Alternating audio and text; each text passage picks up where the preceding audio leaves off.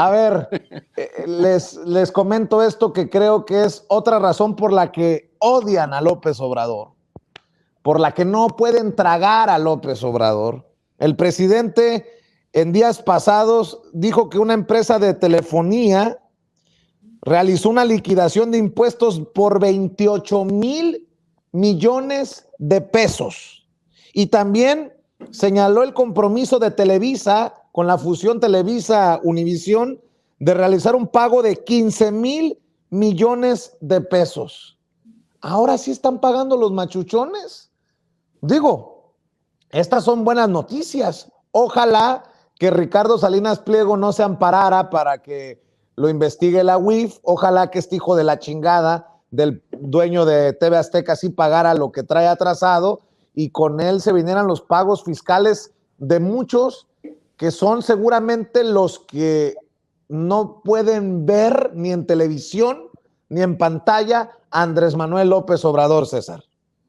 Mira, estamos hablando de entrada de 43 mil millones de pesos que no se tenían contemplados y que no hubieran ingresado jamás a las arcas de la nación en otros sexenios. ¿Por qué? Porque recordemos que incluso hacía negocio directamente con quien era el presidente de la República, con el secretario de Hacienda, porque tampoco te creas que era gratuito el hecho de que no pagaran impuestos, ¿no? Pero obviamente pagaban una décima parte y que pues, ninguno de los mexicanos lo veíamos. Y respecto a lo que comentas de Ricardo Salinas, a mí, por ejemplo, como personaje se me hace muy interesante. Me encanta que se haya subido a las redes sociales a darse de chingados con todo el mundo, porque aparte parece el clásico buleador de la escuela que con el que quiera le entra. ¿Cuál es la diferencia? Yo voy de acuerdo, como él dice, pues es válido yo hacer valer los recursos legales que tengo a la mano. La situación vendrá en el momento en que esos recursos se le acaben y que entonces sí tenga que pagar los impuestos que debe. Eso es lo que a mí me gustaría ver y me gustaría verlo también igual que salga en las redes sociales como a él le gusta salir, ¿no? Para interactuar con la gente y decir, bueno, pues perdí y ahora voy a pagar. Ahí sí nos demostraría si es un hombre de palabra o no. Eso es lo que yo creo y creo que por eso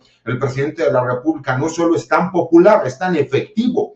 ¿Cuándo habíamos visto que esos 43 mil millones de pesos que van a ingresar a las arcas de la Federación y que van a servir para seguir haciendo la transformación de México, lo hubiéramos visto en otro sexenio, cuando por lo general los secretarios de Hacienda o los presidentes de la República eran los que terminaban haciendo este tipo de negocios? Y eso es lo que yo le aplaudo al presidente y por eso es por lo que yo apoyo esta cuarta transformación.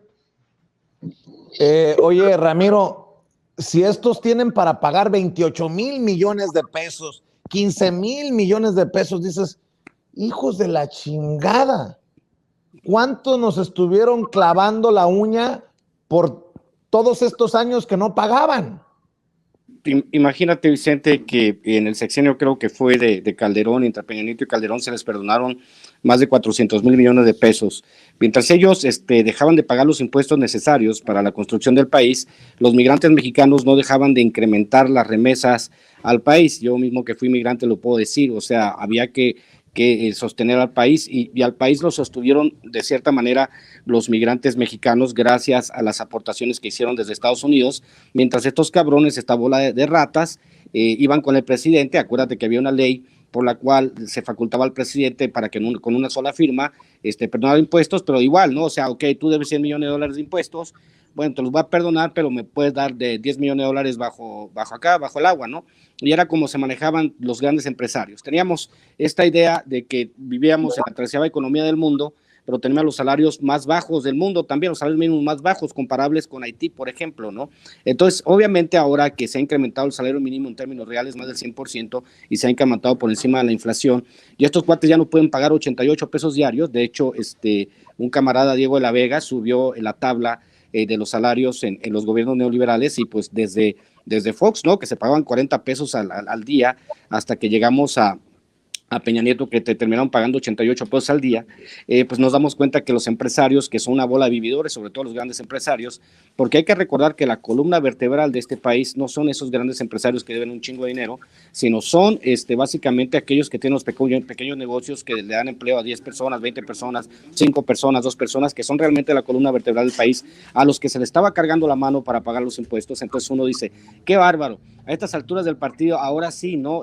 Si ves las barbas de tu vecino cortar, pues las tuyas a remojar, porque en el caso de los grandes empresarios mexicanos, obviamente ellos sabían cómo manejarse para poder evitar a toda costa pagar cualquier tipo de impuesto en un país donde la recaudación fiscal es una de las más bajas del mundo. Yo celebro que se estén pagando estos más de 40 mil millones de pesos, que fue lo que evitó, hay que recordar que en medio de la pandemia fue lo que evitó que México cayera aún más, cobrándole nada más lo que debían, porque a una persona normal en este país a veces se le cobra más del 30% de impuestos sobre la renta. O sea, tú como empleado no puedes evitar pagar el impuesto sobre la renta, pero estos cuates, comparados con el resto de la sociedad mexicana, te pagaban en promedio un 2% de impuestos sobre la renta, y encima de ese 2% que pagan de ese impuesto sobre la renta, si no me equivoco, te pagaban en promedio, si no me equivoco, lo litigaban al final del año, mi querido Vicente. Así es, y bueno, estoy revisando